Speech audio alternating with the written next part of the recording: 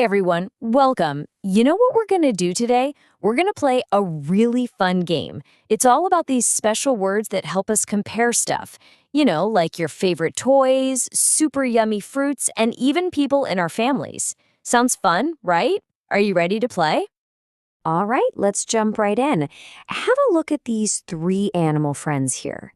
Now, I want you to look really, really close and tell me, which one do you think is the biggest animal in the whole entire world? So, what do you think?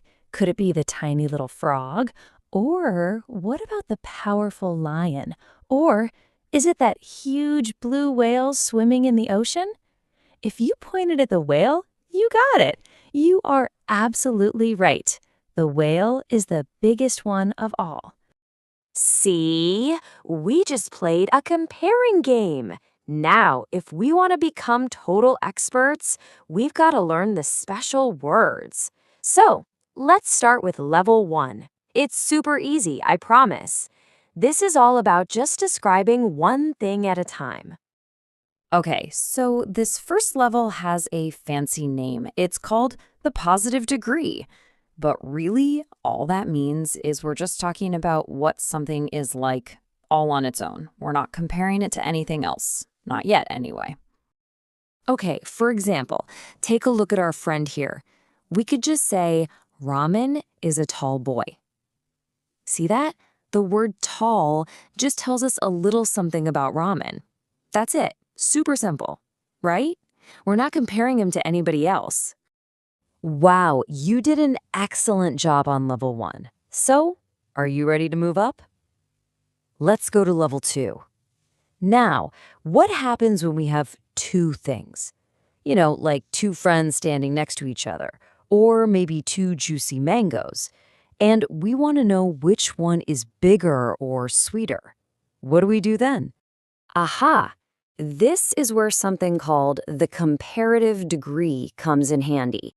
It's just a special way of comparing two things. And here's the trick. A lot of the time, we just add ER to the end of our describing word. That little change helps us show which one is, bigger or smaller or taller.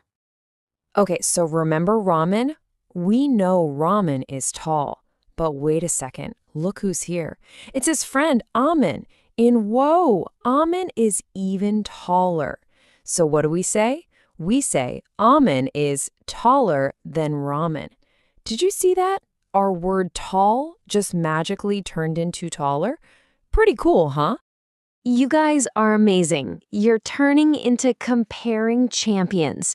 It's time for the final, most exciting level. Level 3. This is the big one.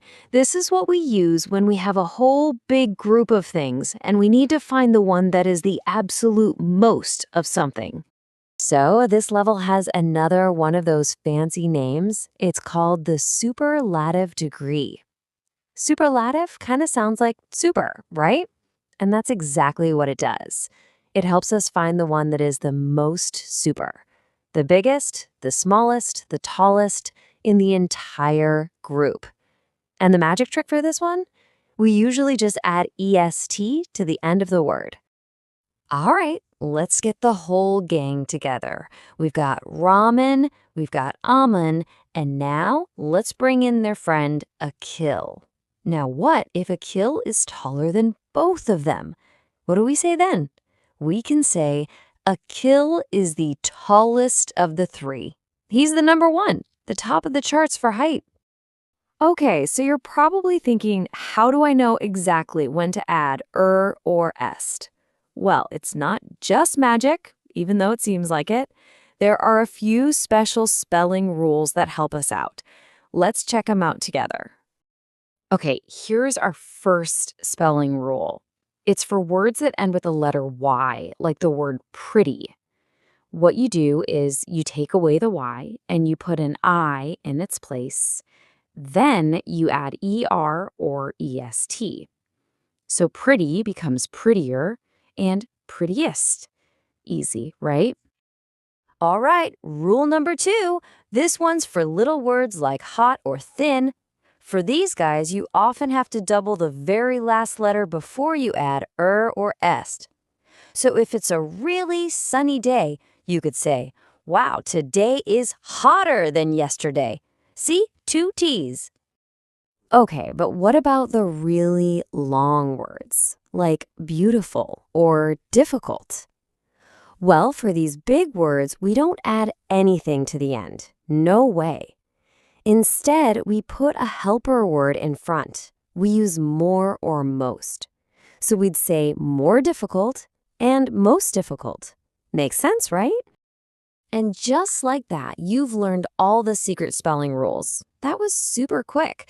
Okay, for our final challenge, let's put everything we've learned to the test.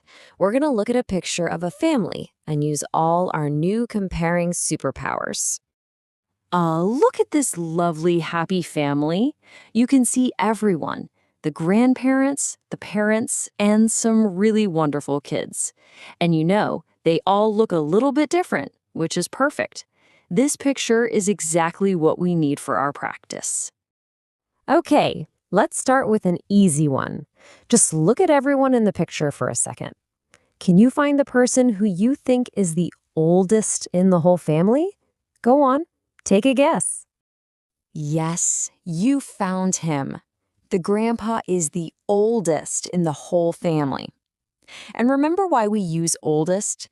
It's because we're comparing everyone in the picture, way more than just 2 people. Okay, let's try another one. Now, I want you to look only at the 2 children. See them? The girl and the boy. Now, between just the 2 of them, who looks younger to you? You got it. The boy looks younger than the girl. And we use that word younger with the ER at the end because this time we're only comparing 2 people, just the boy and the girl. Wow, you did such an amazing job today. I am so impressed. Okay, now for your final real-life mission.